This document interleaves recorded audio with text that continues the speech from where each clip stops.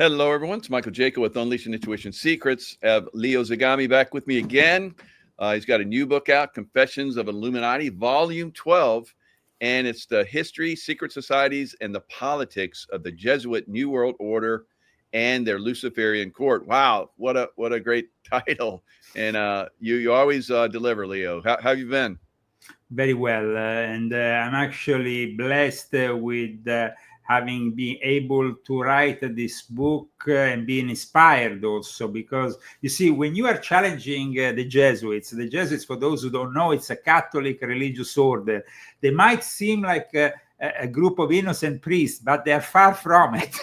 They are actually the Vatican intelligence. They are actually the ones who were approved in 1540 to counteract the Reformation with the Counter-Reformation. So they really came into the history of the Catholic Church in a pivotal time. And then we had the death not so long ago of the first Jesuit Pope. So definitely we have a lot to talk about, especially with the upcoming conclave. Yeah, and you're ahead of the ball game. You knew this was coming. I heard you on another show. We were talking, I think your own show, and you were talking about how you had predicted that this would be the passing of the Pope very soon. And within yes, I actually, I was hoping to be able to be in Rome for it. I actually was hoping to be in Rome for Easter of this year. Unfortunately, then the Italian police went and harassed my mother, interrogating her and asking questions about me like I'm like the ultimate criminal. And so as they're still after me, even if I'm no longer Italian, I'm an American citizen now, I just didn't want to give any problems. I of course went through a lawyer to see if I could do something about it, but lawyers in Italy, they are like almost like the Vatican. They take their time. Yeah, I can imagine. Boy. Very slow, filled of bureaucracy, so I don't really know where that's heading. But in the meantime, I decided that this book will come out, and probably once it was out, I was hoping the Pope will read it and maybe faint just after reading it. Instead, the Pope fainted earlier. He kind of like, he had the not so Midas touch of J.D. Vance that brought him to the other side.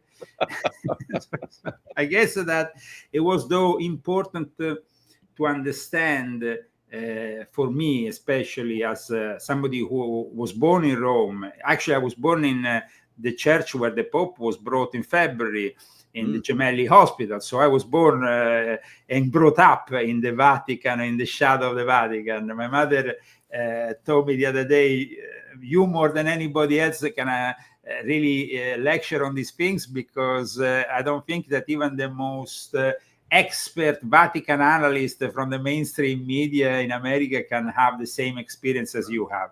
So it was important for me to leave this book as the last book also, because I wanted to be aware, not only aware of my literary skills, because I'm challenging the Jesuits and their mission is education. So, in order to debunk people, the first thing they will do is to go after you and your writing skills. So I wanted to have my writing skills well in order and bring you on top of that pyramid there where you have that all-seeing eye and realize what's inside it and who is controlling the Freemasons, who is controlling the Illuminati, who is controlling the think tanks of the New World Order, who founded the Bilderberg, who helped the founding of the World Economic Forum. What happens when you have almost 40 years, and I told this in the back cover description, where you have no books exposing the Jesuits whatsoever. It's almost like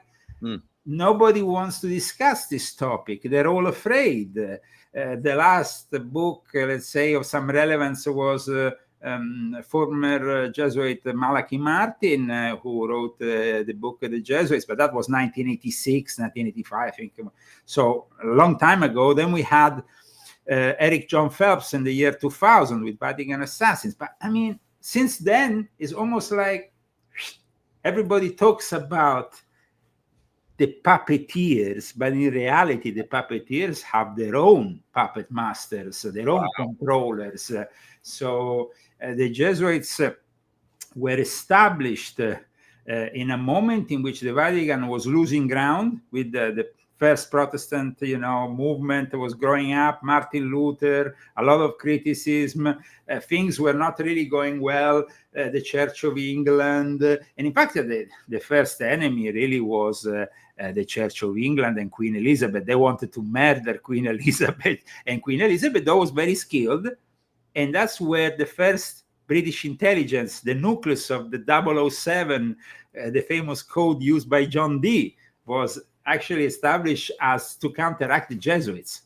So the Jesuits have been very important, like I explain in my book, in the intelligence services. They have a long history with the intelligence because more or less 20 or so years after they were founded, the Vatican created a group called the Holy Alliance, which became the original Vatican Intelligence Service. Later on, they will become known as the entity. And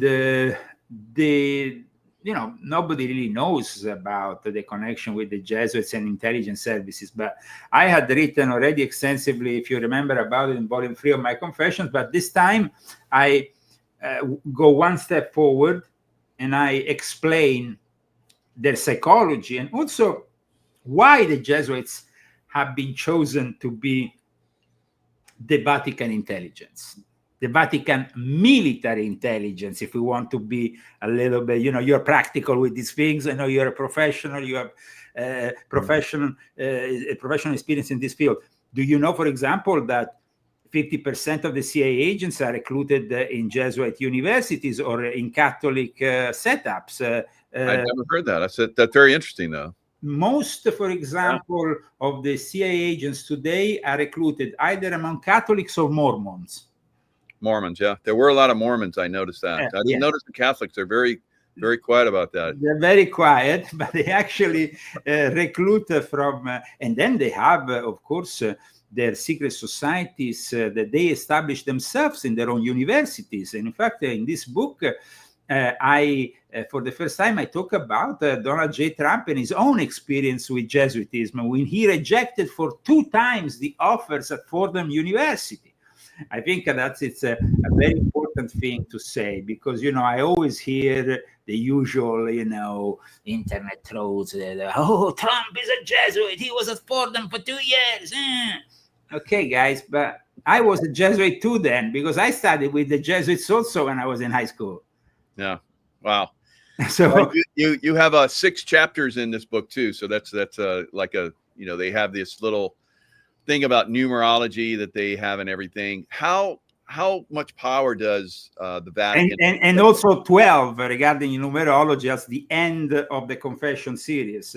It's also a very important number because you never want to go into the 13th because you see the 13th then brings back the bad numeration connected also to the end of the Knights Templars, which in part you see the Jesuits filled the vacuum. The Knights Templars had been abolished. There was a vacuum in the Catholic Church. The Knights Templars had been the military intelligence, but also they have been involved, as we know, their mission was banking. Right. However, Jesuits decided that their mission couldn't be banking because that was already, the genie had already come out of the bottle and they couldn't really bring it back in, And Freemasonry was starting to build up their first institutions. And so it wasn't really convenient for the Jesuits to do that. Instead, the Jesuits decided that their main mission was education. Education, that's where, you have Nancy Pelosi meeting with her husband in the Georgetown University campus. That's where you have Nancy Pelosi acting as a 5th-class Jesuit on behalf of the Jesuits. Wow. And on behalf of Cardinal McCarrick, the defrocked cardinal who was a great pedophile. Well, in my book, I show how Nancy Pelosi went and delivered the message to the head of the Chinese Patriotic Church on behalf of McCarrick and the Vatican.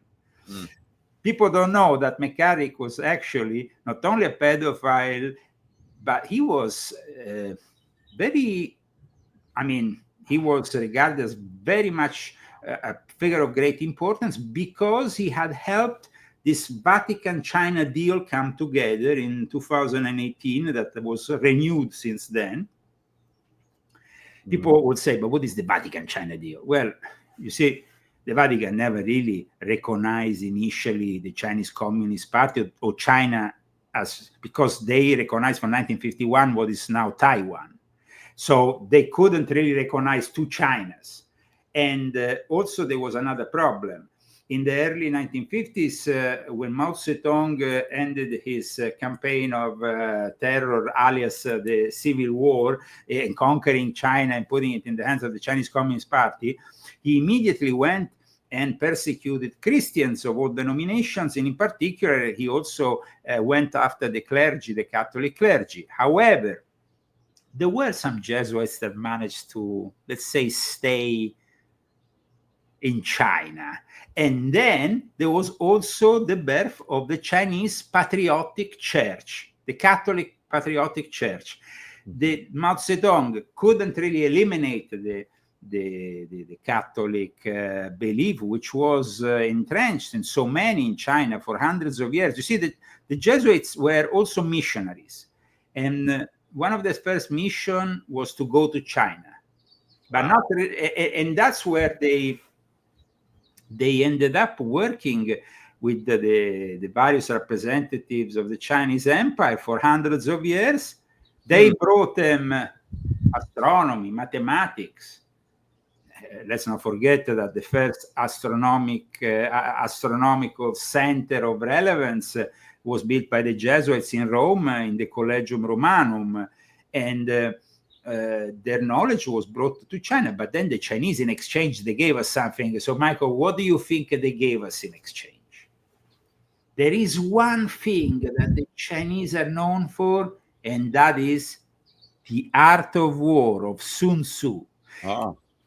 The first translation of Sun Tzu was a Jesuit. It was Father Amiot who translated that book and brought it to France. And then soon after, it ended up in the hands of Napoleon, who did what he did. And we all know the success he had in his campaigns. Though I must say one thing about Napoleon. If he had followed at the letter Sun Tzu, he would have probably never been defeated. Instead, he was he wanted to follow certain things, but he was still regarding Sun Tzu as not so. I mean, he was, of course, entrenched with all the ancient philosophers, the statists from ancient Rome, ancient Greece. So, and he didn't still believe 100% in Sun Tzu's methodology. However, as you know, Sun Tzu's methodology became also very relevant in the economical sector just quite recently after the Second World War in the 50s and 60s. It started to emerge. And it was actually a very important figure of the CIA, Alan Dulles, who himself wrote a whole book citing Sun Tzu's Art of War. And so Sun Tzu's Art of War is obviously nowadays taught in every military academy. Everybody who is acquainted with the art of war knows that. And of course, there is the De Bello Gallicum, Julius Caesar's, there is other important texts. But the Jesuits understood the relevance of Sun Tzu's Art of War and decided to spread it into the West in the early 1770s, just in time for 1776. Wow. You see the thing that I explain in this book that might shock a lot of people is that you might think that the Jesuits weren't really relevant for 1776 because, but we are a Protestant country, blah, blah. Guys, no, completely wrong. The Capitol Hill, where now the seat of power sits, was sold by a Jesuit agent. The Carroll family was in charge of it was actually the first bishop of America was a former Jesuit, between brackets, because when they were suppressed, the Jesuits were suppressed at one point from the Catholic Church in 1773. The Jesuit general was himself arrested and put in a safe place, and it ended up dying there. He was actually almost liberated, but he died there. But his power was so big, so immense. Lorenzo Ricci, remember that the actual denomination Black Pope comes from the head of the Jesuits. You have the white Pope, which is usually the ordinary Pope, the one you see in the Vatican. And then you have the Black Pope, which is the Father Superior of the General, the Superior General. That's how it's known. Already, you see, they didn't take on formally the military connotation of the Templars, because the Templars were actually warrior monks. They will go around with weapons, they will kill, they will be, they were more insidious. And so by not being overly militarily in the, in the way, well, they're priests. They go around, you almost believe these guys are good, Right. Oh, yeah. And a lot of people say to me, oh, but I know this Jesuit priest is so good. Well, first of all, we have to say one thing, that there is a lot of good Jesuit priests who have not taken the fourth vow. The fourth vow is what makes the difference. And so people say, but what is the fourth vow? The fourth vow is what really made the Jesuits applicable and actually interesting for the Pope and to establishment as a Catholic religious order to fight the Reformation. It was a vow of complete obedience to the Pope. So if the Pope, you will lay down on the floor, give yourself completely to the Pope. And if the Pope said you have to kill and it goes against your Christian faith, you will have to kill and go against your Christian faith. So it's like, rather than a vow, there was, of course, a vow of castity, of poverty, of obedience. But this is the ultimate vow of obedience. It's the moment in which they understood that with this Jesuit order, they could really fight the enemy, because they will have people that would be up for anything. In foreign lands, they would dress up as whatever to if you go and see, for example, when the Jesuits were founded, aside from countering the Reformation, they were also sent to Japan, to China, to India. And often they ended up mimicking the local culture rather than coming there dressed up as priests. You will find them dressed up as Chinese or as Tibetan lamas or as Indian monks. Wow. So it was more about absorbing this knowledge from the local cultures and retrieving it and bringing it to the headquarters in Italy. And in fact, they were the first ones to go to Tibet.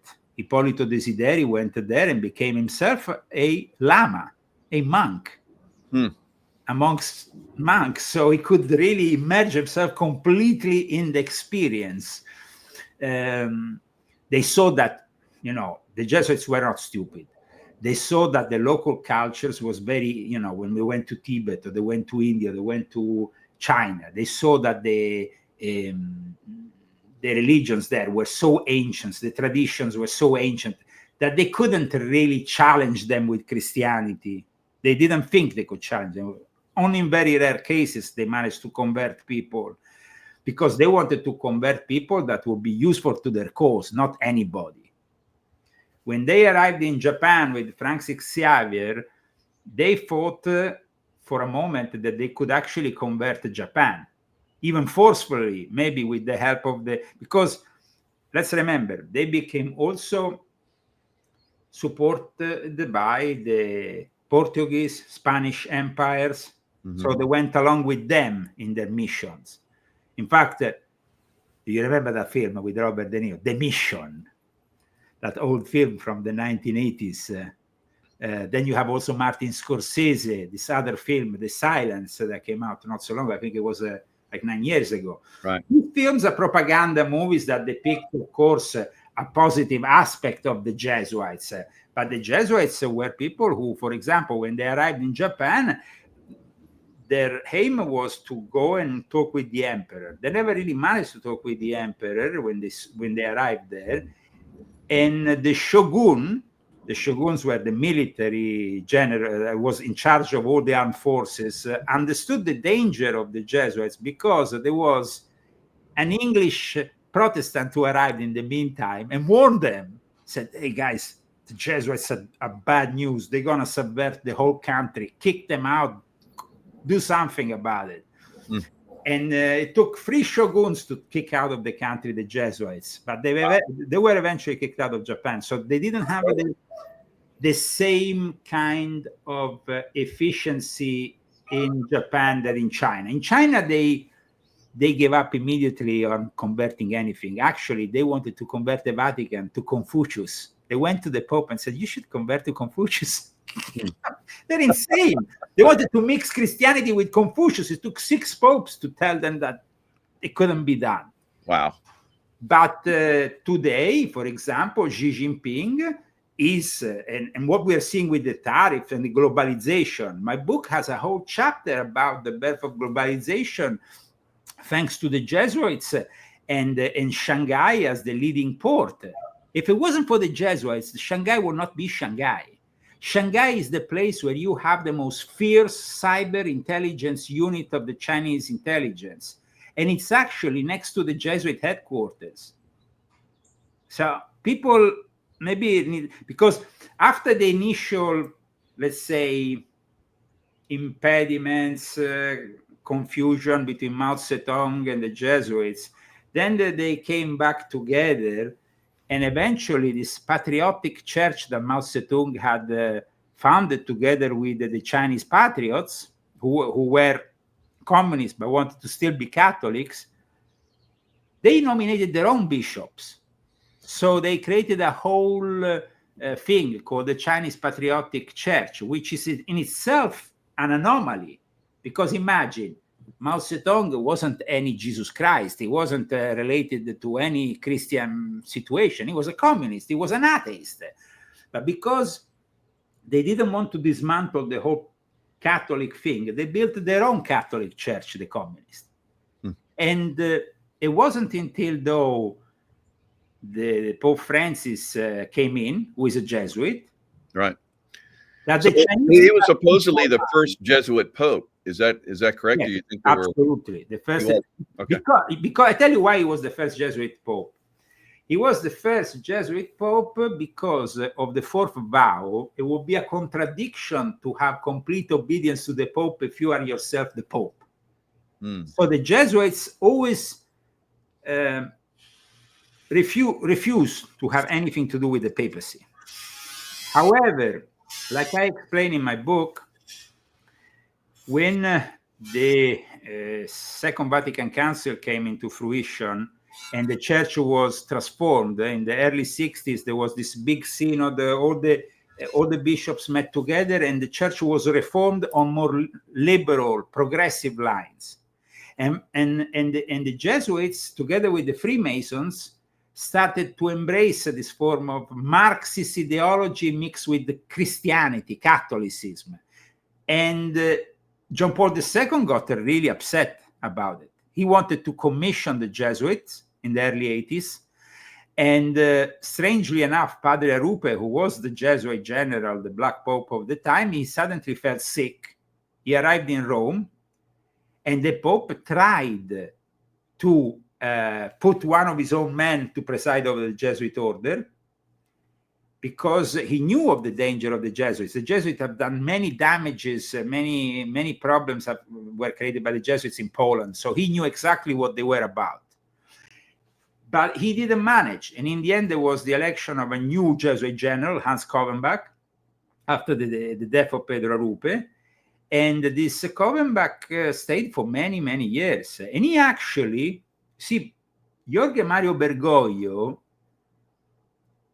is a controversial guy because he's not only a Jesuit, but he's also a Mason, a Freemason. He became famous because in Argentina, if you remember, what happened in Argentina in the 1970s, up until the early 80s? There was dictatorship, brutal dictatorship, military junta. There was, and there were the desaparecidos, people literally disappearing like this, on a daily basis. Women who were pregnant will have their child taken and adopted from wealthy families with no questions made. The Pope at the time, the late Pope Francis, was the father superior of the Jesuits in Argentina from 1973. But when the right-wing P2 members, because they were all members. You know, the P2 Lodge, the infamous P2 Lodge that in Italy was very much known for dealing with the Vatican and all that. The guy who ended up on the Blackfriars Bridge with his killed in London, the whole story. Well, the P2 had been outbranched in South America in support of the CIA, of Operation Condor. And so the Pope, the Bergoglio, who was at the time a Jesuit, instead of staying a leftist and a Marxist like his superior wanted, he actually started to mingle more with the right-wing Freemasons of the time, who were actually right-wing, not like the ones today who are more left-wing. The P2 Masons embraced him. And at one point, there was a clash with the Jesuit order of Bergoglio because two of his Jesuits got kidnapped by the dictatorship, and they were left for 5 months blindfolded in an island where there were tortures made, the left, right, and center to people and stuff. So terrible situation. And Pope Francis, at the time, Jorge Mario Bergoglio, didn't do anything to stop this. And the Black Pope, the Superior General of the Jesuits, eventually will kick him out of his position as Father Superior of the province.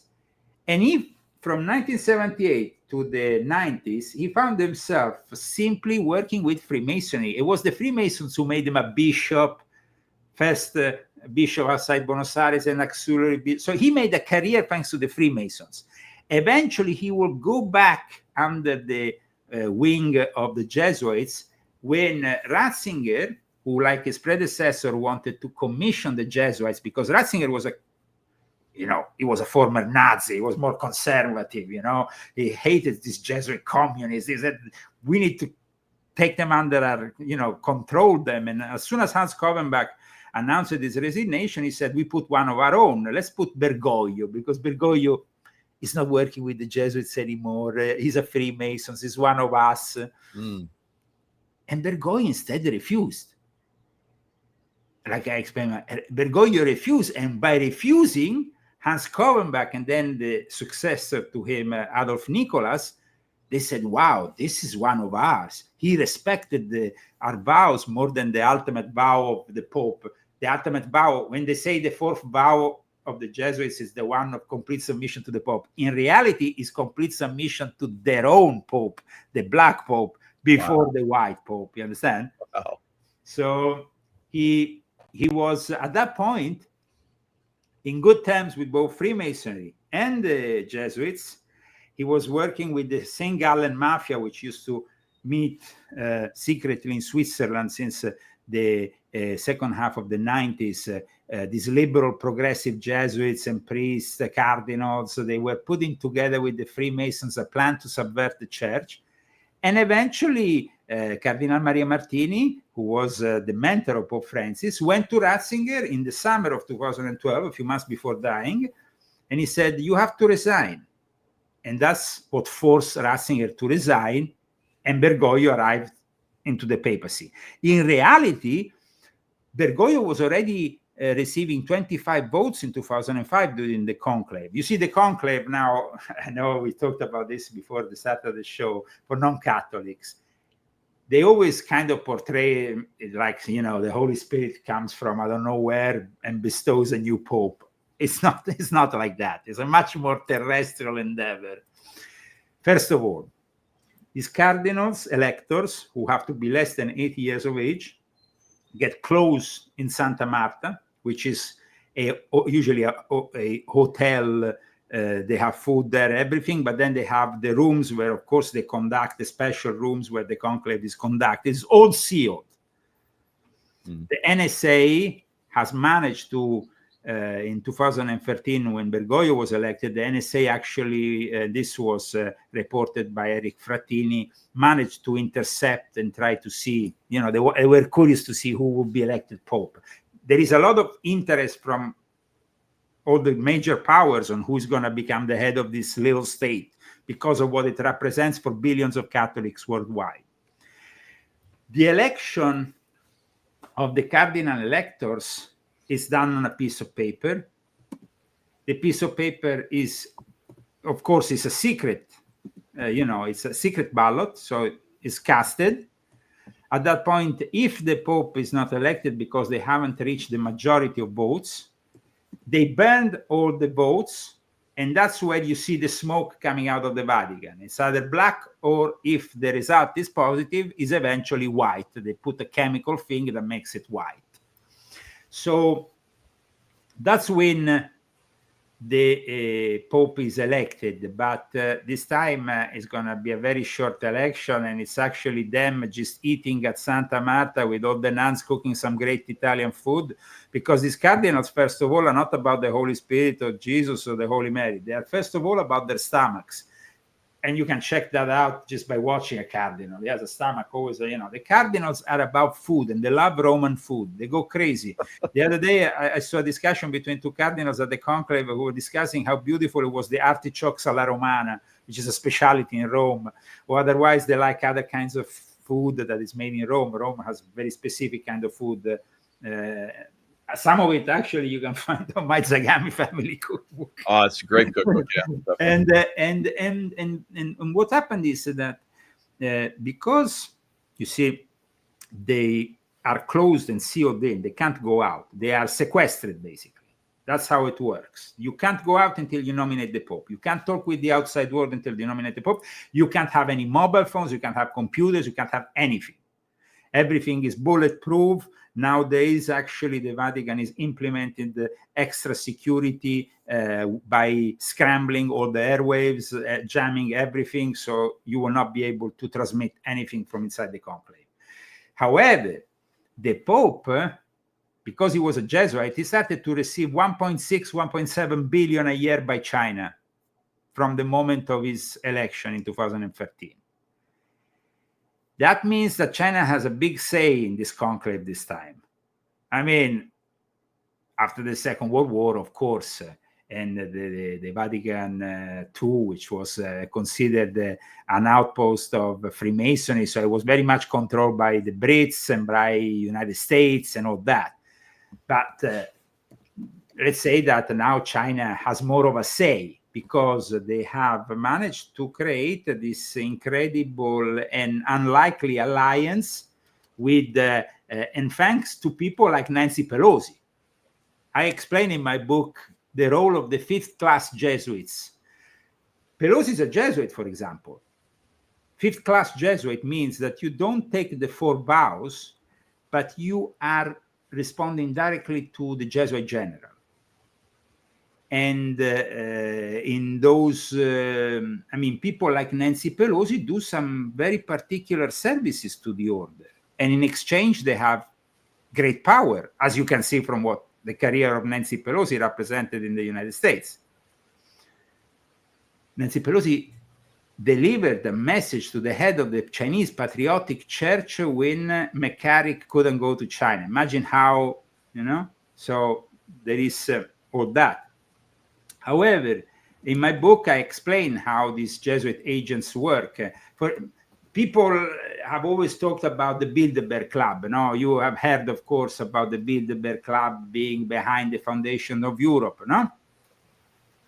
The Bilderberg Club commonly is associated with the CIA, is associated with the Atlantic, the Atlantic, Transatlantic Union of Intents, NATO, and all that. But in reality, Ratzinger was a Jesuit, the guy who put together the European integration, the very basis of the European Union, and the Bilderberg Club, inviting the first members to attend it, was Joseph Ratzinger, who was himself an incredible character. He was a Masonic high-level Mason, a Catholic Jew. He had been in Jesuit seminary, recruited by the Jesuits. He was a communist. He was a Polish patriot. Ratzinger became advisor to the Mexican president, to the Polish wartime prime ministers, to Winston Churchill. This guy is an eminence grise that nobody talks about in the history books. You will never be able to find anything. But the other thing which really made me think is that, that there has been a lot of talk in the past decades about the influence of the Bilderberg Club, and people like Daniel Esterlin wrote a book, and they said, we are exposing the Bilderberg Club. In Esterlin's book, I think maybe Rettinger's name is mentioned once. Nobody wants to really talk about the foundations of the Bilderberg Club because they bring you directly to the Jesuit order. So I wanted, and other people, like, for example, Otto von Augsburg, who was himself also involved with the first speech in Davos, when Davos was not even called World Economic Forum yet. From the year before they started to call it World Economic Forum, he was one of the main participants, and he was the last prince hereditary of the Austro-Hungaric Empire, and he was the Grand Master of the Order of the Golden Fleece, which is a very powerful Catholic order. So you see, these are at the basis of everything. If you think about it, we're talking about every single think tank, every single group of people. Adam Weishaupt was a Jesuit student. Ingolstadt was actually the Jesuit headquarters before they were suppressed. Wow. So if you put on a scale, which is more powerful, Khazarian Mafia or the Jesuits? So which one really? There's no comparison, bro. I mean, I'm listening to you. I'm like, I always thought maybe the Khazarian Mafia was like, but now I'm like, hey, I think Jesuits are like the ones rolling. I mean, I'm from Sicily, so I can tell you at least how it works. The Jesuits are at a level. Okay, there is a pyramid. Okay, let's make an example. You have the old seeing eye on top. That is the Jesuit general. Below you have the Freemasons. Below that, you will have the mafia. So they are a couple of levels down. The Freemasons are, the mafiosi who are influential become Freemasons. And at the same time, they become involved also with an order, which is known as the Order of the Holy Sepulchre, which is on the other side of the road from the Jesuit headquarters. People like Licio Gelli, all the mafiosi who recycled their money in the Vatican Bank, all members of the Holy Sepulchre. Literally, the other side of the road. When I used to bring my wife to have a coffee, there is a restaurant, bar inside it's actually extraterritorial. It's not territory of Italy. You go inside there, of the Holy Sepulchre headquarters. I used to say to my wife, you want to walk to the Jesuit headquarters, just go out.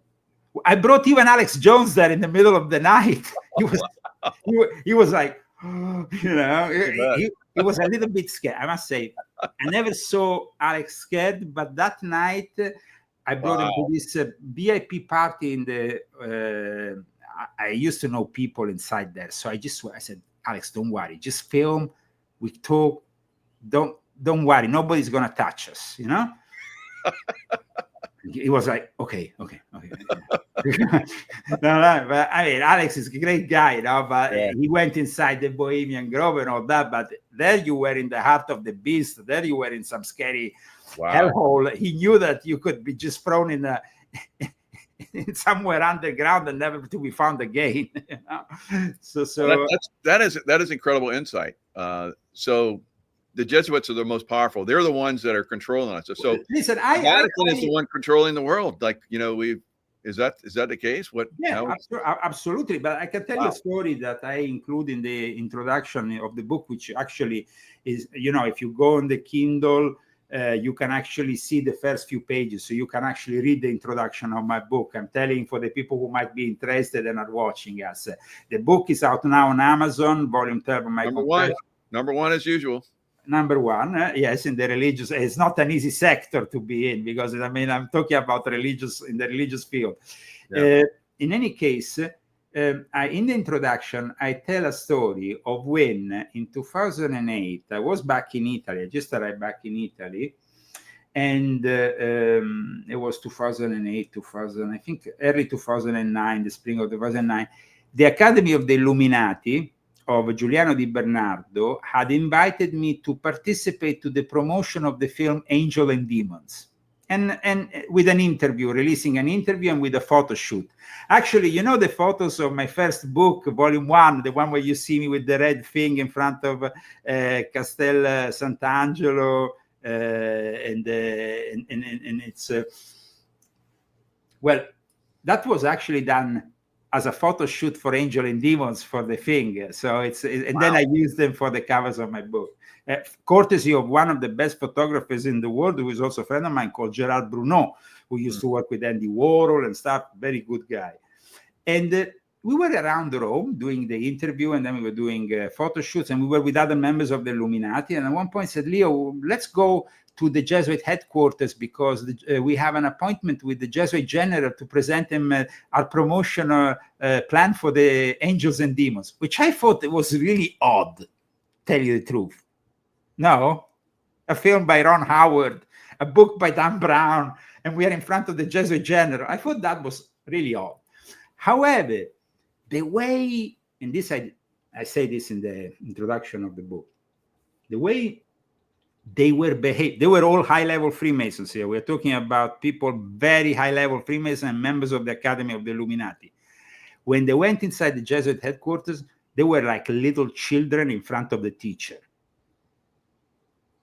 I never saw such submission in my life. They were really scared, obedient, reverence. I was like, jeez, man, they are really like prostrating themselves, you know? So this gives you an idea. These are the most powerful people. I mean, Pier Giorgio Bassi, the guy who with Rothschild made one of the most important institutions in the Vatican for the economy, the new economy in the Vatican, whatever, with, I think, Linda Rothschild. I mean, we're talking about powerful people, but when they were in front of the Jesuit general, they were like, oh, yes, Father. Oh, you know it all. But I mean, it's like they had God in front of them. And I thought that was really indicative of how, you know, the level of submission. And the mafiosi, when they have the Jesuits, they just back off. It's like they meet, I don't know, the devil, or they are meeting Jesus Christ in person. I don't know. It's just like the reverence they have, the mafiosi in front of a Jesuit. The Jesuits will not, at times, they will mix. You will find them like in Naples, in the worst quartieri spagnoli, where nobody goes, or some bad areas where only the mafiosi are. You will find the Jesuit, but not dressed up as priests, dressed up as ordinary people. That makes sense, because I know that you know, the CIA and other groups basically control the mafioso, like you're talking about. Yeah, well, of course. I know that because I was involved with Operazione Maestro that led to the arrest eventually of one guy who I attacked within the Monte Carlo Lodge of the P2, because I said this guy is doing some very shady shit. And I mean, the meetings that when I was myself still a member of the P2 Monte Carlo Lodge, we used to meet in Jesuit monasteries in the middle of nowhere. I mean, like we were priests eating at the thing, you know, and everybody who was watching us might have thought that we were in some kind of religious endeavor. Instead, it was just completely the contrary. So don't be, you know, appearances can be very deceitful. And the Jesuits, of course, know that very well. They infiltrate and they live amongst, for example, Muslims as Muslims. I spoke already in volume 10 of my Confessions, if you remember, of that Jesuit who suddenly appeared in front of me and my former wife, and he was the head of he was the secretary of the Interreligious Dialogue of the Jesuits at the time.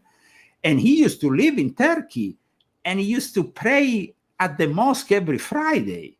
So these people are really insidious. You can, I mean, you see, I say one thing in my book. The Jesuits, it's like, when you know, I mean, when you have somebody who tells you they're dangerous, they're not dangerous at that point. Because, you know, when you have a robber who tells you, I'm going to rob you, you're going to laugh. But the Jesuit is not going to tell you he's going to rob you. He's going to be nice in your face. He's going to be insidious in a way that you're going to trust him with your life. And when you trust him with your life, that's when you know, he's in your, you are in his hands. So when I talk about Donald Trump in my book, I explain Trump studied with them theology, philosophy for them, and they became really revengeful against him because they couldn't brainwash him. Wow. I have testimonies inside for them of people really angry against Trump because they say that Trump betrayed them. Mm. Betrayed them.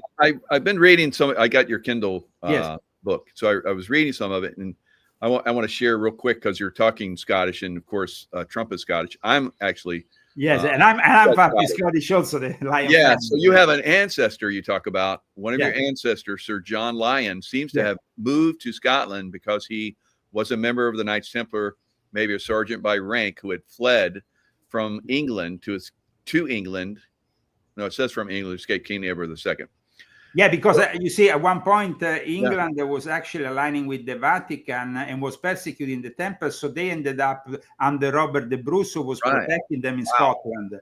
So that's how it happened. And the Lyon family became very important there, together with the St. Clairs, and they became the founding members of what then developed as Eredom of Kilwinning, of the Mother Lodge of Freemasonry, but also one of the first grandmasters of Grand Lodge of England was a Lyon family member. The Queen of England, as we know, the Queen Mother was the cousin of my grandfather. And in fact, there is this whole connection with the Jesuits, because the Lyons were Catholic. The Lyon family were Catholic, were Jacobites. You see, there was a whole part of England that wanted to bring back the throne under a Catholic ruler. It never happened, but they tried for a while. And because they tried also by creating, for example, in this book I explain the Scottish Rite of Freemasonry is known as the Scottish Rite, not because it was born in Scotland, but because it was born by people, Jacobites from Scotland, who went to France. And amongst them, there was a guy called Chevalier de Ramsay, who did a popular speech and who launched the idea that the actual Freemason wasn't only descended from the guilds or it was actually descended from the Knights Templars. And at that point, it launched the very basis of the high degrees. And what I'm writing in this book has been recently confirmed to me by a very important, very famous, and I'm not going to divulge his name because he has access also to the Vatican archives. He's a Freemason connected to the Supreme Council here in Washington. And he told me, Leo, we have to admit that your research is spot on. In fact, we have found evidence that in the 1730s, there was a lodge, the Lodge of St. Edward, that was full of Jesuits, and they were then involved later on with the first degrees that became the high degrees of Freemasonry, of the Scottish Rite. The Scottish Rite basically is built upon the whole Neo-Templar thing, and the Jesuits want, like I explained in my book, they fill that vacuum, and they kind of build their legacy upon the legacy of the Knights Templars. So there was a connection there. Like I said, their mission was a different mission because they were not into making business banking. They thought that their own mission had to be education, and see how powerful is their mission today. We have Trump has been able to basically distance himself from the Jesuits, or? Yes, that was an incredible thing that happened at Fordham University. And if you want, I can tell you a little bit. Fordham University it's a very important university. We have people like Hillary Clinton. We have all these people who are also connected to it. But what happened was that, and I really wanted to write a chapter about this to clarify this, because I heard way too many times people with no knowledge insulting Trump, saying he's a Jesuit, he went to Fordham for 2 years. First of all, 2 years is not really a big deal when you are studying, but he wanted to be there. And I actually learned a lot myself from the Jesuits. When I had my own professor of philosophy who was a Jesuit, and I explained this in my book, I was in a school which was run by a Jesuit agent number one. The school itself was entitled to the Pope, who wanted to bring back the Jesuits into the Vatican after suppression. So imagine what kind of school I went to. I think I still have a photo somewhere that I might be able to show you, me with the priest and everything, when I was a kid at 16. But the level of, it's very difficult to not be brainwashed by them. And if you are studying with them, you always ended up with their values and ended up in the future being submitted in some way to their ideals and to so people like Dr. Anthony Fauci, typical Jesuit, very Now, typical. is that one of the reasons why the Jesuits are into pedophilia the way they are? Because they fracture the mind and basically then they can control them? I will say one thing about this. The Jesuits, as I explain in my book, initially were more propense to maybe rape a woman than a little boy. Okay. However, things have changed for the Jesuit order, just as they changed for many other orders in the Catholic Church, especially after the Second Vatican Council, when they flooded the seminaries with homosexuals that were leaning towards pedophilia. Mm. And it was people who actually embraced the values of Aleister Crowley. Wow. And in fact, there were these seminaries, many of them were known as the Pink Palaces. However, one thing that I can say is that, you have many people that study with the Jesuits. You have Voltaire, Alfred Hitchcock, Fidel Castro was a typical Jesuit agent. And his brother also, Raul Castro. Remember when the Pope went to visit them and Raul Castro said, I wanted to be a Jesuit. Well, but he became a fifth-class Jesuit, an agent of the Jesuits, just like his brother. So they accomplished anyway that thing. Trump went to Fordham University. So I have a guy that comes on my show. He's James Files. He's the guy that did the shooting behind a fence. So I'm going to ask him about the Jesuit connection because I think there might be one. Absolutely. Yeah. So he was an assassin team that was put together by George H.W. Bush. So I'm wondering if this assassin team is part of the Jesuits. Do they have Okay, let's say one thing, that the Jesuits have their own assassin teams. That's for sure. When you become part of the fourth vow and you eventually get recruited within the entity, which is used to be called the Holy Alliance, which is basically the Vatican intelligence. I have the testimony, for example, in my book of Father Robert Graham, who was also an expert of counterintelligence. Aside from being a Jesuit, he was the one who had at the end of the Cold War, he had to search for all the infiltrators. There was a bunch of communist infiltrators within the Catholic Church from the Soviet Union, and he was in charge of that. The techniques that they use are the most advanced. In the symposiums, international symposiums on intelligence, the Jesuits have always been present. So when it comes down to killing, well, they will do it, but they will do it in a very reserved manner, of course. I also show in my book the testimony of agents of the Jesuits who were at the same time fourth vow Jesuits, Freemasons, possibly involved in murders, also involved in espionage in the Cold War, and opening lodges in places like Hungary in the Cold War of Freemasonry. And even after creating a family, having a kid and everything, the Jesuit general would say, well, we need you still. I think you are still a good man. So you can reintegrate in the Jesuits anytime you want.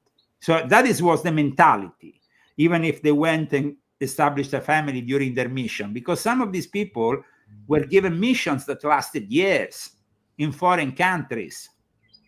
So, but let's go back to the Democratic Party, for example, because the Democratic Party is a political ramification of the Jesuits. It's like the political arm of the Jesuits.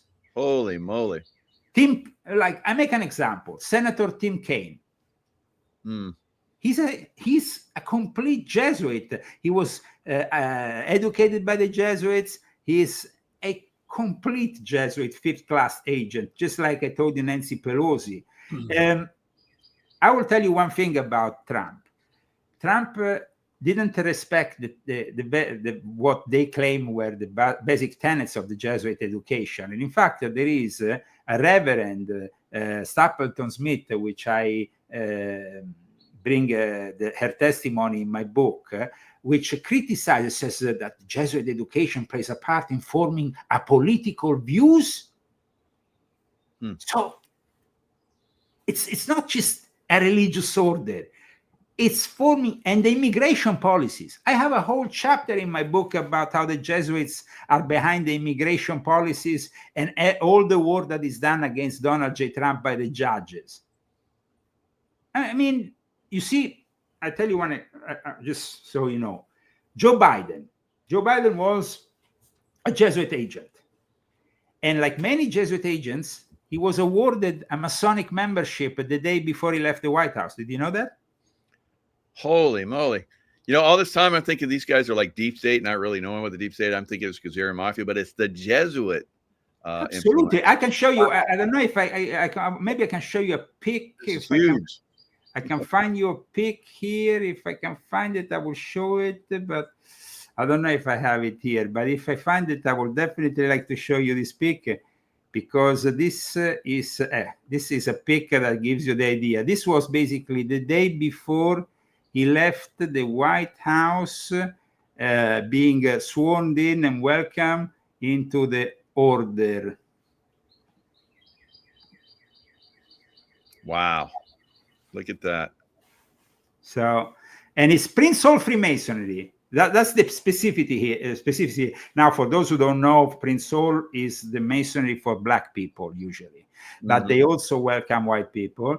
It is a masonry which was born out of a freed slave called Prince Hall, and he was the founder of the First Lodge that then evolved in a series of obediences all over the United States, because for a number of years, the lodges with white members will not accept Black people in their lodges. So nowadays, of course, this is no longer the case. And since the 1990s, the United Grand Lodge of England, which is the supreme authority of Freemasonry, pushed the total acceptance of the Prince Hall Freemasons. But I think it's very symbolic, the fact that Joe Biden was made a Freemason, and as you can see, welcome also with the secret handshake, which is delivered and by the Grand Master of this obedience. So people, have to understand, Freemasons, most of them might be also good people who have maybe even never met a Jesuit in their life. But if you start going towards the top of the pyramid, then Freemasonry is definitely a hierarchy. It's not some kind of democratic society. I mean, there is a Grand Master and there is a hierarchy. Then you will definitely at one point or another encounter a Jesuit. And in fact, in the 18th century, there was a say that the Jesuits had infiltrated Freemasonry, but then after I found the evidence after a long research, and myself, I became part of the Strict Temple of Servants, an order which was infiltrated by the Jesuits. And the Jesuits created this whole myth of the superior inconnu, unknown superiors. But when you go and put together these two letters, superior inconnu, SI is also Società Jesus. So when the Jesuits signed themselves, it's Father blah, blah, blah, SI or SJ, which means Society of Jesus. And that is the initials of the superior inconnu, which becomes also the unknown superior of the Martinist order, which is another creation of the Jesuits. And the Jesuits created the high degrees of Freemasonry. The Ancient and Accepted Scottish Rite is the leading rite here in America. And today, there is Masonic historians who confirm this as a reality. So, before it was like, oh, well, they say that. But in reality, Albert Pike, Albert Pike was the great reformer of the Scottish Rite, who also wrote that book, Dogmas and Rituals. He writes himself that he had to purge all the Jesuit elements from the Rite to make it feasible to non-Christians or non-Catholics. He had to purge those elements. Anyway, I'm of course talking about the Freemasonry, but you have a variety of secret societies, of New Age sects, which are controlled by the Jesuits. For example, the Jesuits control Massimo Introvigne, who is himself regarded as one of the biggest experts on cults and sects in the world. And thanks to him, they can monitor every sect, and sometimes they can actually join it, infiltrate them. And for example, when I was still active within the Illuminati in 2000, I think it was 2001, I got initiated in Oslo. And at one point, I discovered that the Grand Master there, the guy who was in charge of this order, the Fraternitas Rosicruciana Antigua, but also the Ordo Templi Orientis, Fraternitas Rosicruciana Antigua and the Ordo Templi Orientis Antigua, which are two separate branches of Crowleyanity, let's say, that are involved with black magic, voodoo, and so on. Well, the guy used to meet regularly under the banner of Martinism, which is itself a paramasonic kind of society, with the guy who eventually was made cardinal in Sweden by Pope Francis.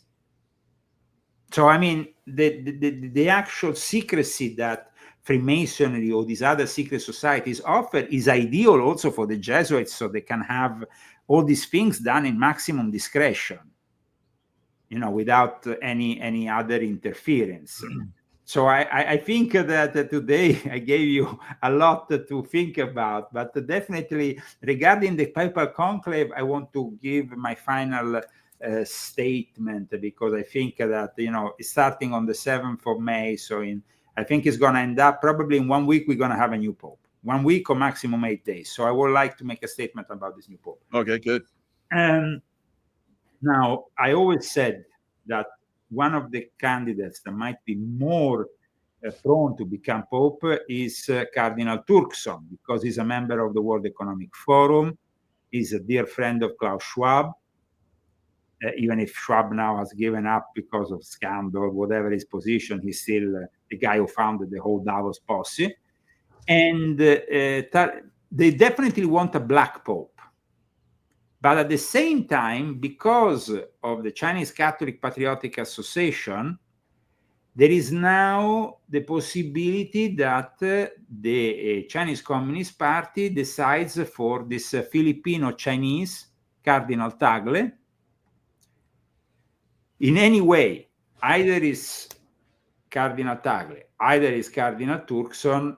We are talking either about the Black Pope of the Apocalypse, because the Black Pope is always seen as the head of the Jesuits, but it could be also an African Pope. You're talking about Robert Sarah? Sarah, no. And I tell you why. Okay. Because, you see, mathematics is not an opinion. 80% of the cardinals have been nominated, elevated by Pope Francis. And I mean, as mathematics is not an opinion, if I have 80% of the conclave, I have rigged the conclave. It's impossible. How that 20%, Cardinal Sarah, people don't know that, but he was a number one enemy of Bergoglio. Bergoglio got furious with him when he wrote a book with Ratzinger. Yeah. He became really furious with him because he's a conservative guy.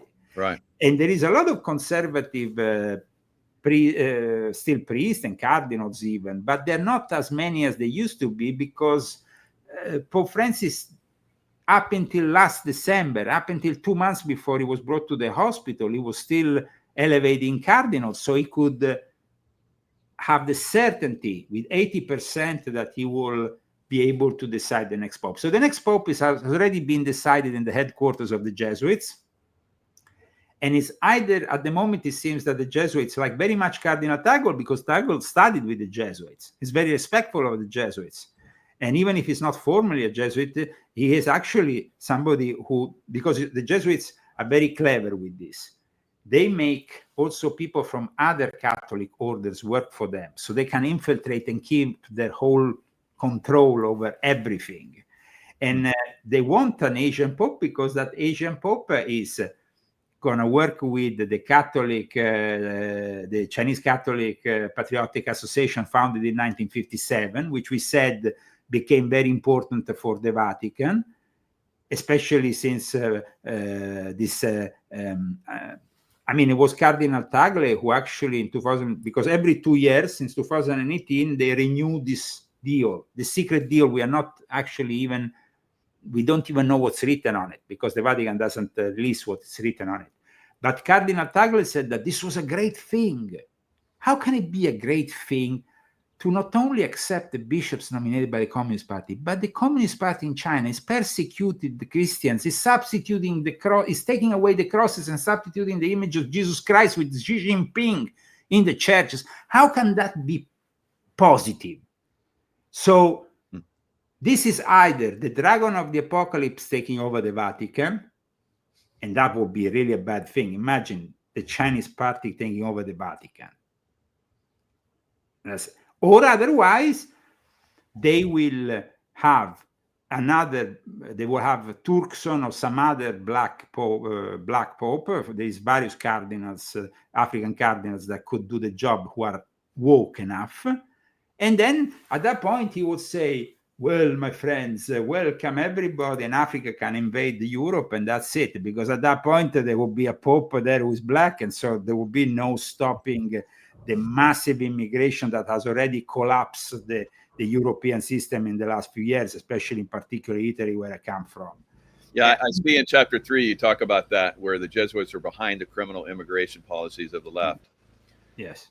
And then another one looks very interesting, how Jesuits are destroying masculinity and Christianity. So now we're seeing, thanks to your work, how deeply ingrained it is that Jesuits and not anyone else that we might think about. Wow, incredible. Well, you know, you have the Sabbatean Frankists, but the Sabbatean Frankists are the bankers.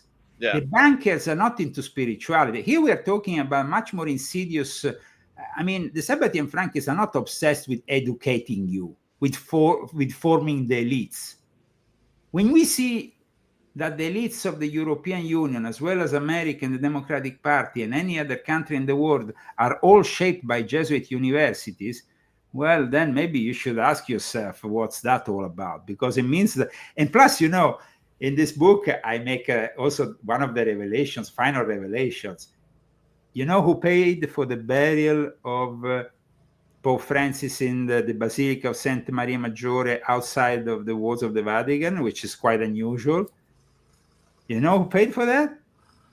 Former Prime Minister Silvio Berlusconi from the P2 Lodge. Wow. The late Silvio Berlusconi, before dying, made sure that his son will pay for the whole thing. And the Pope, in his testament, has this special clause about this mysterious donor who pays for the burial. And that church, as I explained in volume 3, is connected to Neo-Templarism. I mean, and so it's actually a church that is built on the relics of the Temple of Cybele, just like the Collegium Romano that nowadays is the main university in Rome of the Jesuits, the Pontificia Lateranense, the Università Lateranense.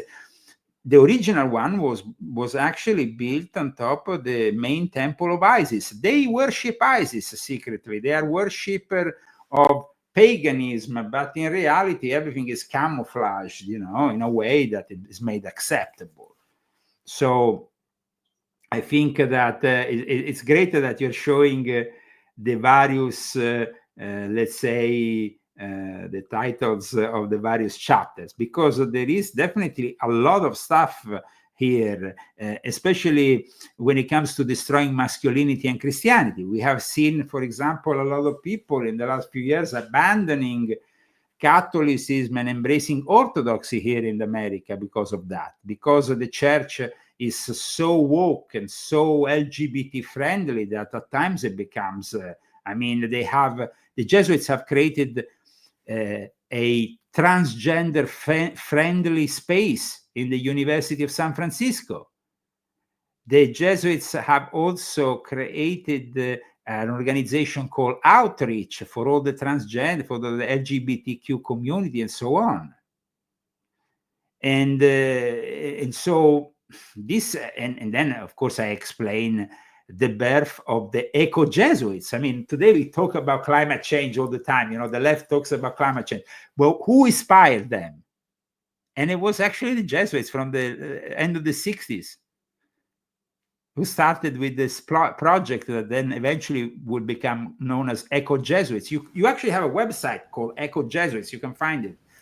on the internet, Eco Jesuits, and it's all about, climate change and all the narrative that you hear from the left. I mean, Alexandria Ocasio-Cortez is their next leader of choice in the Democratic Party. In 2018, and this you can find on Google very easily, you can put Alexandria Ocasio-Cortez, America Jesuit Review. She presented herself on the official magazine of the Jesuits. So, I mean, just to give you, and they're flooding with millions of Catholics from Central and South America.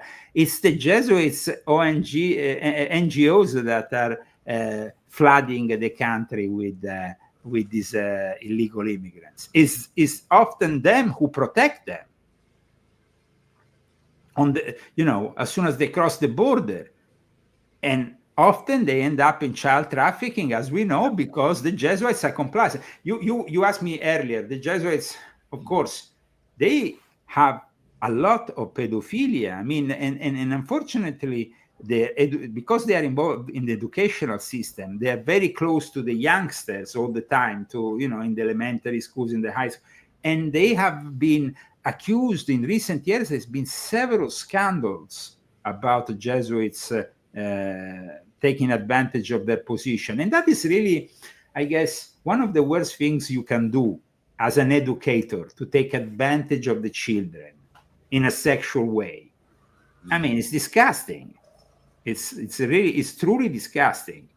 But at the same time, we can really see that a lot of things in our society that are wrong at the moment, like globalism, like I said, Shanghai will have never been Shanghai without the Jesuits actually investing. Even money was given to them to help in the development of Shanghai. And so this really, I think, will shock a lot of people, because people are scratching the surface most of the time. They're not really going to the real controllers.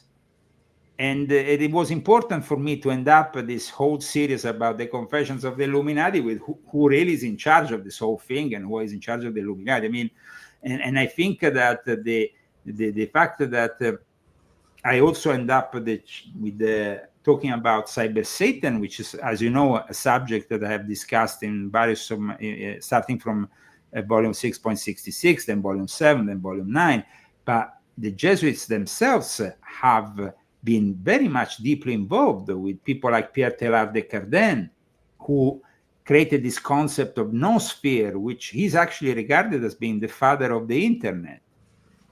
But there were actually people who hated the Jesuits up until 100 years ago, especially in the English elite. H.G. Wells, the guy who invented the word New World Order. H.G. Wells, as you know, a great science fiction author for most of his life. But he wrote a harsh book towards the end of his life against the Jesuits, really nailing them down. At one point, he invites his readers to bomb Rome. He says, I mean, imagine, H.G. Wells says you should bomb Rome. These people are really evil. They are the ultimate evil. Yeah, wow. And the other thing is that they themselves, they don't believe in Satan. They don't believe in anything. They don't really, they are very much pragmatist, relativist. Anything goes in their hands. So, they are willing now. And this is one of the things that will shock a lot of people. On the 13th of June last year, the Pope and a group of Jesuits released a document publicly, but of course it wasn't like publicized on the mainstream media. You can find it on the Vatican website. This document is a time bomb, meaning that the next Pope will, soon after his nomination to the papacy, he will declare himself to be a bishop, because the historians have proved once and for all that papal supremacy is an artificial construct, but even the papacy is an artificial construct. So all bishops will be equal, and everybody will be, wow, why are the Jesuits being so honest? Finally, a bit of honesty from the Vatican. Well, guys, stop. There is some interest there. They are putting together all the Christian churches to unite them together, including the Orthodox, the Evangelists, everybody, for the one world religion. So they need to kind of take away the papacy in order to take away a limitation towards putting them all together in one. So that makes sense. That's why they said Pope Francis was the last pope. Fascinating. Yes, that is in fact why I titled my book Pope Francis the Last Pope, which is also, of course, a prophecy, the last pope. And, Pedro, people are fixated with this whole thing about Pedro's Romano. In the end, the last pope is manifesting because of a choice that they themselves, Pope Francis himself actually did. And he prepared the church for this choice. So, and then, of course, in my book, I also give a particular space to the Jesuit education in the age of technocracy. Now, we think that, today ChatGPT is a great danger for students because they can literally go on a thing, with AI and do all their essays, and that's it. I mean, then you don't have any more brain. And you think that the Jesuits would be at least against this kind of use of artificial intelligence. No, the Jesuits actually promote the use of ChatGPT and artificial intelligence. If it's done in a certain way, they say that it can actually enhance your way of studying. So it's actually encouraged in the Jesuit universities these days to use artificial intelligence, which I find a little bit, no? So, yeah, you're not using your critical thinking. They don't want people to use that, so they're just keep them dumbed down. Makes sense. Let's dumb them all down. Let's make them all idiots. It's easy to use, just this kind of technology to, and of course, today we have this great confrontation. It's China and it's America, and of course, the Jesuits are siding with China as well as siding with the deep state. We really dodged the bullet with Kamala because if she ever arrived in the White House, that would have been the moment in which the whole world would have been leveling on the same level. Wow. Now we have a maverick with Trump, but that is another thing. People don't know that in Fordham University there is 2 secret societies that have been founded by the Jesuits, and Trump angered them because he refused. They demand really absolute submissions to their beliefs and to their way of. And Trump didn't want to do that. Trump just wanted to learn. That is the thing. If you manage to learn from the enemy, that is a great thing. I learned a lot from my Jesuit professor, but it's like I learned a lot because that makes you stronger. What doesn't break you makes you stronger. That's the thing. So I think that Trump is a guy who knows exactly what the Jesuits stand for. And it was very significant what happened in the Vatican with Zelensky, because in my book I explain how Zelensky and Ukraine have actually been encouraged by the Vatican. The Vatican had all the interest to fight the Orthodox Church that is connected to Moscow. You see, the Vatican gets very well along with all the other Orthodox churches which align with the Patriarch of Constantinople, Bartolomeo, or the other patriarch, because it's kind of fractured, the Orthodox reality. But they are almost in war with Kirill and the Orthodox Church in Moscow. And that war ended up with literally the persecution of those churches who are still aligned with Moscow in Ukraine. During the Second World War, when the SS was advancing into Russian territory, they brought the Jesuits along with them. So it's like, I think that is a problem. And that's why now Trump is moving out of the whole peace deal. And he's saying simply, try to find a deal between, and it's very difficult because it's a religious war, and people still don't want to see that side of things. They always see the political side of things, what happened in 2014, of course, with the coup d'etat, with the so-called dignity revolution, Maidan, whatever. And so the people don't understand that in reality, this is also a religious war between the Orthodox Church and Ukraine, the Orthodox Church of Russia, because there is now an Orthodox Church of Ukraine which has even embraced the date of Christmas, which is totally not symbolic traditionally for the Orthodox, which is the 25th of December. They have another date, of course, for their own Christmas a bit later. And the Jesuits have always waged war against that, and so I think that we will never really find in the short term a solution, unfortunately, like Trump promised. That's very sad. We signed these rare mineral deals, of course, at least we recover the money that we have invested in it. But the plan is, you see, the Pope wanted Russia to be taken over, so at that point the one world religion could convert on Rome, and Moscow doesn't want to do that. So there is this something that is not in the puzzle. They are missing a piece, which is of course the Russian element. Even if, of course, Putin has declared, in a very diplomatic way, the Pope Francis to be a good guy and all that BS that is usually said between heads of state. But the truth is another truth. However, the Jesuits have always had a very strong relationship also with Russia, because during the suppression, it was actually the Empress of Russia who protected them. They were banned from the whole of Europe, and they found the protection under Russia. Russia was not really benefiting at the beginning, so they asked in exchange to nominate as Jesuit general a Russian. And that happened, or somebody who was close to Russia and could benefit them.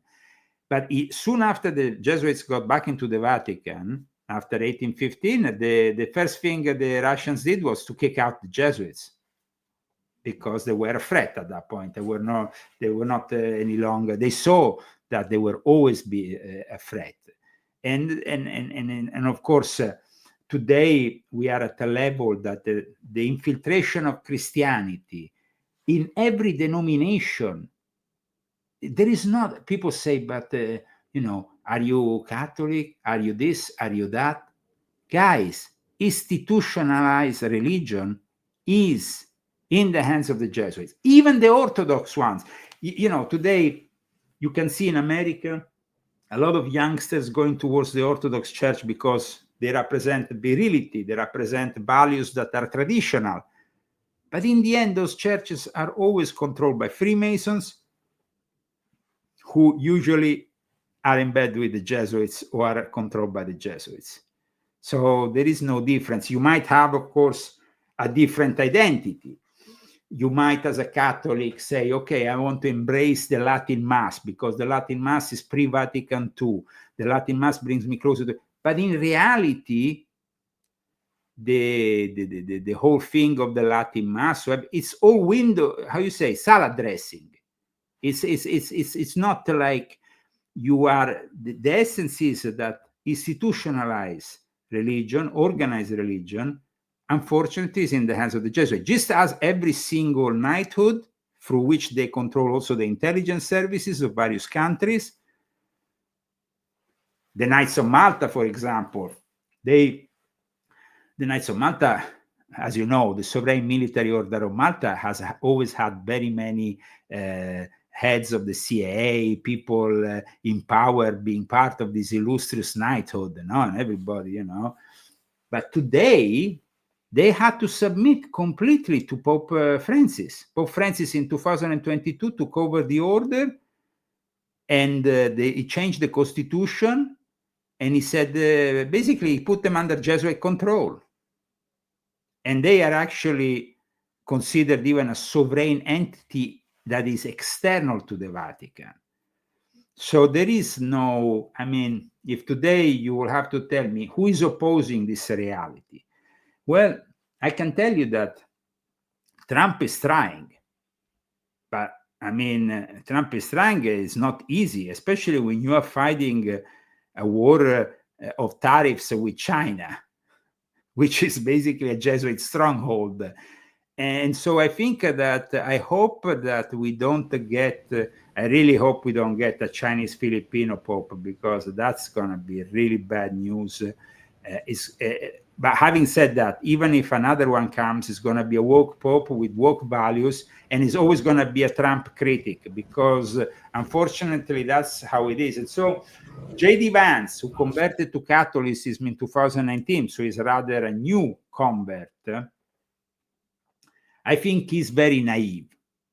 He still believes there is, those traditional Catholics, like the ones who went to Mar-a-Lago. There were 100 Catholic traditional priests who went to Mar-a-Lago brought a statue of the Virgin Mary and prayed and exorcised the place. I don't know if you know this. They went all in mass there, and they are a minority.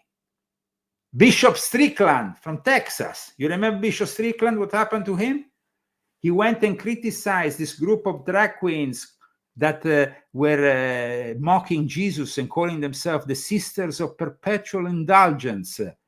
And the Pope, instead of condemning the Sister of Perpetual Indulgence because they're mocking Christianity, this group of drag queens, he forced Bishop Strickland to resign. So, I mean, it's just, I think that today we just need to really view what is going to happen, because I think that the scriptures are manifesting in front of us, and I think that the next Pope is going to be still in the direction of the other one, and is going to bring things to an even, I mean, this, for example, this Filipino-Chinese Cardinal Tagle is a strong supporter of the LGBTQ community, of the transgenders, of everything. Pope Francis invited the transgenders to have lunch with him in the Vatican. During the pandemic, when people were having all kinds of problems, he goes and invites a bunch of transgenders in the Vatican because he felt sorry for them because they were not working anymore, giving, I don't want to be vulgar, of course, but you know what kind of job they do. So, and the Pope invited them in the Vatican, so imagine that. And we know for sure that many times at the Vatican post office, great quantities of cocaine were stopped by the Italian police. We know that orgies with drag queens, and I even read the testimony of this drag queen who said she was with this cardinal in the Vatican, and then after they finished everything in the morning, the cardinal celebrated mass for them. Guys, I mean, at this point, I think I can't hear your voice, Michael. I get it. Yeah, I had somebody mowing next to me. So okay, no worries. Well, I thank you very much for guesting me on your show, and I think that we gave a full perspective of my new book and also of the upcoming paper conclave, which will deliver us another woke pope that is going to bring further and also this book explains why the future of the church is with the Jesuit order and why the Jesuit order is so powerful, and finally makes people realize that at times, especially when it comes to the Jewish conspiracy theories, you see, there has been, and this is very important, I want to put a note on that, there is a lot of anti-Semitism, especially in the alternative media. We have people who are fiercely anti-Jewish and anti-Semitic, who blame everything on the Jews. Right. But in reality, yes, you could blame some things on the Jews if they're Sabbatean Frankist, and definitely there is. Let's not forget that you know, in every race you have people who are, of course, create some problems. And some people say that even Ignatius Loyola was maybe a Marranos or a Conversos, so somebody who might have been of Jewish origin. And definitely for the first 100 years of the of the Jesuit order, there were Jewish involved until they stopped the possibility for them to become Jesuits. But in any case, in this book, I show how the Jesuits were actually involved with the conspiracy theories from the very start. Wow. You know, the famous or the infamous protocols of the sages of Zion, but then we go back to Abate Agustin Baruel, who is the guy, one of the first conspiracy theories who blamed the revolution, the French Revolution, on the Illuminati, on the Freemasons. But also there is always this element which blames on the Jews everything. Now, as soon as I say that, Michael, unfortunately, there will be a bunch of people out there who would say Leo Zagami is a Zionist, Leo Zagami is a Khazarian, Leo Zagami is this and that. Guys, I just do my research, and I'm very honest about my research. I have written books in which I denounce the heresies within the Jewish faith, like the Sabbatian Frankists, and actually Shabbatai Zevi and Jacob Frank was linked to the Jesuits. And these things is important that we explain that. So it's important that people realize that when they blame everything on a race of people, that's very ignorant. You can't blame, you can blame things on a group of people who have a specific identity through their religious order or through their sectarian activities, but you can't blame it on a race, because that's racist and pure and simple. So I think that we need the maturity to arrive to understand why do we hear so many people bashing the Jews every night and day and nobody bashing the Jesuits? Well, make yourself this question. Let's start to turn that around. That's right, because you have really enlightened everybody. Wow. That's pretty amazing. I hope I try, you see, to bring some knowledge to the people, and I try also to make them reason. I mean, just reason with your own head, you know, why this is happening. And then you come to the conclusion. If I go in the 19th century, there was a publication in the middle of the 19th century that came out called Civiltà Cattolica. The Jesuits started this publication. And if you go and study this publication, you can see it was bashing the Jews, blaming all the conspiracy, everything's on the Jews. And that became the modality of a lot of, and then they supported those beliefs that ended up sending millions of Jews to the concentration camps and dying during the Holocaust. So this is a tragedy, you see? And the Jesuits then say, oh, but we were against this from the start. We were this, you know, usual opportunism. But the Jesuits were the one, and I explained this in my book, who during the Second World War, on one side they were collaborating with the Freemasons on defeating the Nazis. On the other one, they collaborated with the Nazis on defeating. It's like they were trying to be in two. So whoever wins, they will always be victorious. So they always have their, you know, they're able to be victorious because they are mingling with both the enemy and the enemy of the enemy, and they are very skilled. They are Machiavellian.